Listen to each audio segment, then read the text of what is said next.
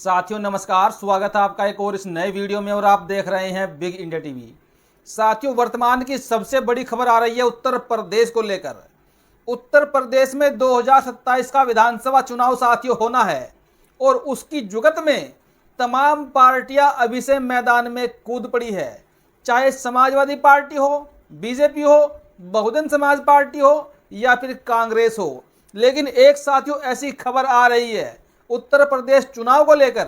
साथियों, आप जानते हैं कि वर्तमान में बहुजन समाज पार्टी की एक तरीके से अगर देखा जाए तो लहर बनती हुई चली जा रही है पूरे उत्तर प्रदेश के लिए, क्योंकि एक तरफा कांग्रेस के बड़े बड़े कद्दावर नेता, वो भी मुस्लिम समाज के नेता, कांग्रेस को छोड़कर लगातार बहुजन समाज पार्टी का दामन थाम रहे हैं और समाजवादी पार्टी के मुस्लिम नेता भी बहुजन समाज पार्टी का दामन थाम रहे हैं। साथियों, अभी एक खबर आई है बदायूं से, कांग्रेस के कद्दावर नेता ने बीएसपी का दामन थामा है। आखिरकार साथियों ये सब नज़ारा देखने को क्यों मिल रहा है? क्योंकि साथियों 2027 के चुनाव में बीजेपी को हराने के लिए उत्तर प्रदेश में एक बड़ा महागठबंधन बन सकता है और ये गठबंधन साथियों बहुजन समाज पार्टी और समाजवादी पार्टी के बीच ही बन सकता है। इसके चांसेज 80% है, मैं आपको बता रहा हूं। लेकिन साथियों कांग्रेस जहां आज खड़ी है उत्तर प्रदेश में 2027 के विधानसभा के चुनाव में कांग्रेस की बहुत बुरी हालत होने वाली है। कांग्रेस को कोई पूछने वाला भी नहीं बचने वाला है और कांग्रेस के लगातार नेता कांग्रेस को छोड़कर बहुजन समाज पार्टी का दामन थाम रहे हैं, तो वहीं पर समाजवादी पार्टी के लोग भी बीएसपी का दामन थाम रहे हैं। क्योंकि साथियों ये बात तो सब जानते हैं कि 2022 के विधानसभा के चुनाव में मुस्लिमों ने खूब बढ़ चढ़कर वोट समाजवादी पार्टी को दिया था और समाजवादी पार्टी फिर भी बीजेपी को चुनाव नहीं हरा पाई थी, ये भी सभी जानते हैं। और ये बात वर्तमान में साथियों मुस्लिमों के दिमाग में खटक रही है। जी हाँ साथियों, यही बात मुस्लिमों के दिमाग में खटक रही है कि समाजवादी पार्टी को इस बार भी अगर वोट करते हैं 2027 में बीजेपी को हराने के लिए, तो फिर समाजवादी पार्टी बीजेपी को चुनाव नहीं हरा पाएगी। क्योंकि जिस तरीके का माहौल बीजेपी ने हिंदू मुस्लिम को लेकर एक बार फिर से तैयार कर दिया ऑल ओवर इंडिया में। अभी बिहार का चुनाव नज़दीक है, फिर उत्तर प्रदेश का है, पश्चिम बंगाल का चुनाव होगा, तो जो लहर बीजेपी ने पैदा कर दी हिंदू मुस्लिम की, वो समाजवादी पार्टी पर भारी पड़ जाएगी कहीं ना कहीं पर। और इसलिए अब मुस्लिम समाज एक तरफा बीएसपी के पाले में आने की फिराक में है। इनको देखिए, इनका नाम है आतिफ खान जख्मी। ये कांग्रेस के बदायूं से कई बार के प्रत्याशी रह चुके हैं, बदायूं जिले के बड़े कद्दावर नेता है और ये कल अपने सैकड़ों समर्थकों के साथ बहुजन समाज पार्टी का दामन थाम चुके हैं और इनका स्वागत किया बसपा के दिग्गज नेता मुस्लिम नेता मुनकाद अली जी ने। इनके गले में माला पहनाकर इनका स्वागत किया गया बदायूं के अंदर ही साथियों।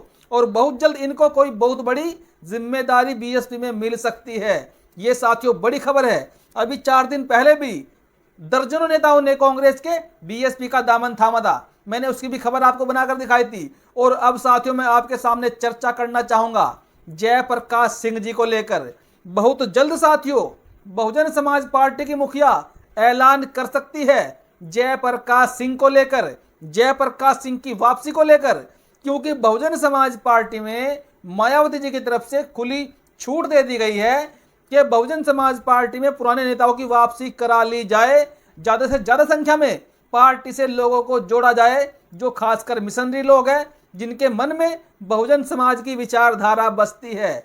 और जयप्रकाश सिंह के बारे में तो आप जानते हैं, उनके मन में तो अम्बेडकरवाद, मान्यवर काशीराम जी की विचारधारा बसी है, बहुजन समाज पार्टी बसी है। और अभी हाल ही में जयप्रकाश सिंह ने जो लखनऊ में प्रोग्राम किया, बहुजन समाज पार्टी की मुखिया बहन कुमारी मायावती के निवास स्थान से मात्र 5 किलोमीटर दूर, उन्होंने लखनऊ को इसलिए चुना कि उनकी खबर बहन कुमारी मायावती जी तक पहुंच सके। और उसके कार्यक्रम के बाद बहन जी का साथियों कल ट्वीट आता है, कल पोस्ट आता है पुराने नेताओं की वापसी को लेकर। उस पर बहन जी ने क्या कहा, जिसको जोड़कर जयप्रकाश जी से देखा जा रहा है। पहले इसको भी आप देख लीजिए, मैं आपको फटाफट पढ़ के सुना दूं। पहले, विदित है कि बीएसपी से जुड़े लोग अपनी नासमझी, जोश, लापरवाही या विरोधी पार्टियों के षड्यंत्र के बहकावे में आकर काफ़ी गलती कर बैठते हैं। जिन्हें फिर पार्टी हित में सुधारने के लिए पार्टी की जिम्मेवारी से अलग करना व गंभीर मामलों में निकालना भी पड़ता है तथा उनमें से कुछ में परिवर्तन आने व माफी मांगने के बाद, इस बात पर गौर कीजिएगा, तथा उनमें से कुछ में परिवर्तन आने व माफी मांगने के बाद फिर पार्टी मूवमेंट के हित में उनको वापस लेना भी पड़ता है। और जब से पार्टी बनी है तो ऐसा किया जाता रहा है। जिन्हें पार्टी से कई कई बार निकाला भी है और उन्हें वापस भी लिया गया है, ऐसा अन्य पार्टियों में भी होता है। साथियों, यहीं पर जोड़ा गया है जयप्रकाश सिंह जी को लेकर ये वाक्य। अब बहुत जल्द लोग ये कयास लगा रहे हैं कि मायावती जी जयप्रकाश सिंह को आकाश आनंद की तरह बसपा में वापसी कराएगी, क्योंकि लखनऊ में हाल ही में जयप्रकाश सिंह ने ऑन कैमरा पत्रकार के सामने बहन जी से हाथ जोड़कर कई कई बार माफी मांगी और उन्होंने मात्र ये कहा कि मुझको बस पार्टी में शामिल कर ले, बसपा सुप्रीमो, मुझको कोई पद नहीं चाहिए।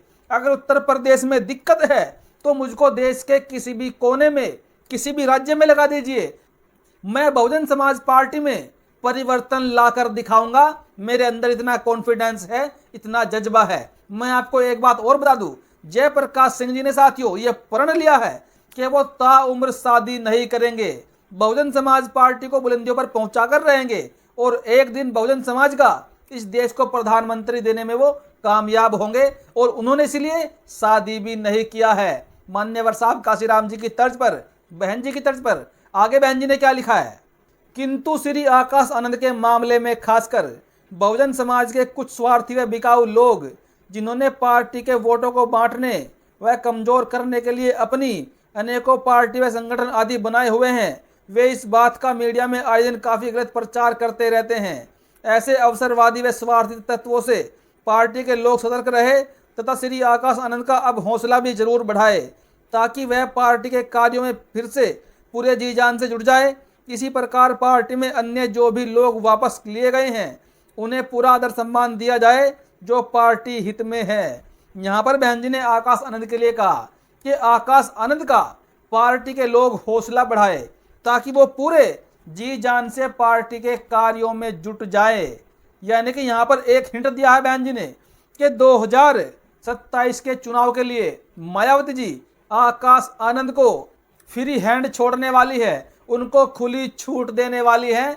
आकाश आनंद जो मर्जी भाषण दे, जो मर्जी बात कहे, जिससे बात करे, यानी कि आकाश आनंद फ्री हैंड रहने वाले हैं 2027 के विधानसभा के चुनाव के लिए। क्योंकि मायावती जी ने अपनी पिछली वाली मीटिंग में साफ साफ कह दिया था अपनी मीटिंग के पदाधिकारियों को कि इस बार 2027 में बहुजन समाज पार्टी की सरकार बनानी है तो बनानी है। और राजनीति में कहा गया है कि एक बात के कई कई मायने होते हैं।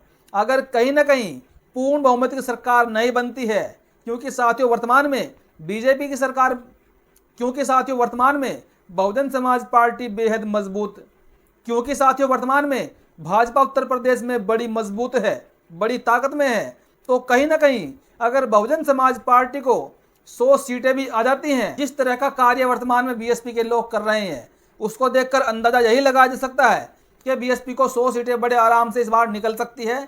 तो फिर गठबंधन करके किसी भी पार्टी के साथ प्रदेश में सरकार बनाना बेहद आसान हो जाएगा बसपा सुप्रीमो मायावती जी के लिए। साथियों, इस पर आपकी क्या राय है? अपनी प्रतिक्रिया दे। धन्यवाद।